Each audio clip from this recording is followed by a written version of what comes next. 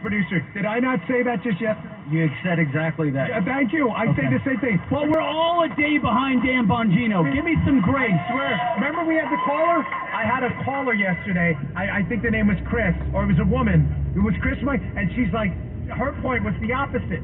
That, listen, we shouldn't do any of this because we're sanctioning it. I said, Chris, listen, I love you to death. I am so with you. Ballot harvesting sucks. It is the biggest kick in the junk ever. I get it.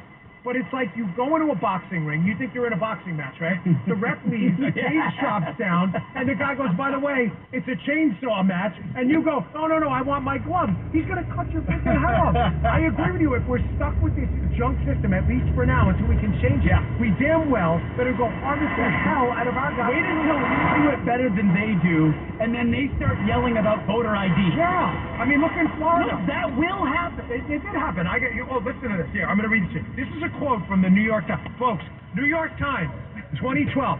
This is so accurate.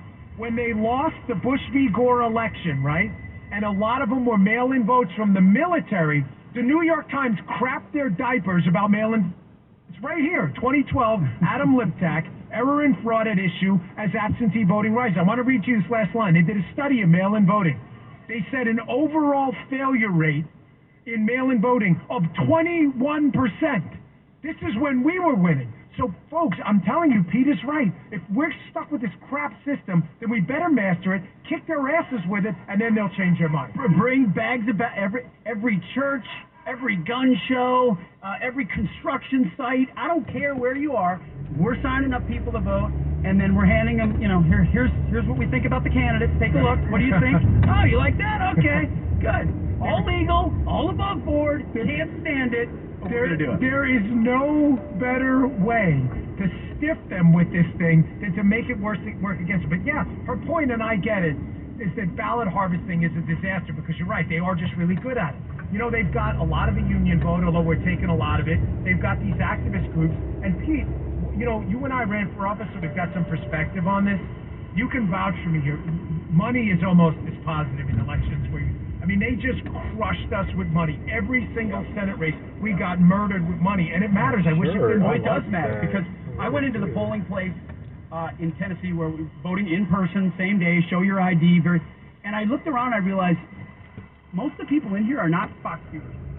They're not cable news viewers. They're not watching the 24/7 news cycle, but they're doing their civic duty to go vote because they're good Americans. And I realized, but they've been inundated with ads. So if you're not watching Fox or even CNN or MSNBC, you're watching your local news and you're getting 6 weeks of bombardment of slick ads that portray people. That does have an impact over time when people are making decisions on candidates they otherwise know nothing. They don't know because they're doing their day. They're living their life and leading their family. It's a matter of pure math. We're talking to Pete Hegseth, host of Fox and Friends of the Weekend. You know him, you love him. He'll be hosting the Patriot Awards tonight. It's pure math. So Talkers Magazine estimates this audience is 8.5 million. My podcast is about 1.2 million, and my Fox show is 1.5 million. I get beaten on Saturday regularly by the show called Fox and Friends. I can't stand the cast; they're just terrible. But I can't lose it. I don't know what's going on. I want them fired immediately. Because our 9 a.m. guest is so good. Oh, he's awesome. Always Dan and he's very handsome. He's very handsome and well spoken too. So you do the math. Like my audience alone is probably 10, 11 million people. That's why I tell everyone on the radio show, and I know you do too, that it's not good enough for you to listen. I love you. My audience you are ferociously loyal to me and Pete's show, but it's not about us. You have to go and grab 10 people and vote too, or we're never going to win. We just don't have the money to penetrate the market like the left does. No, and we can't.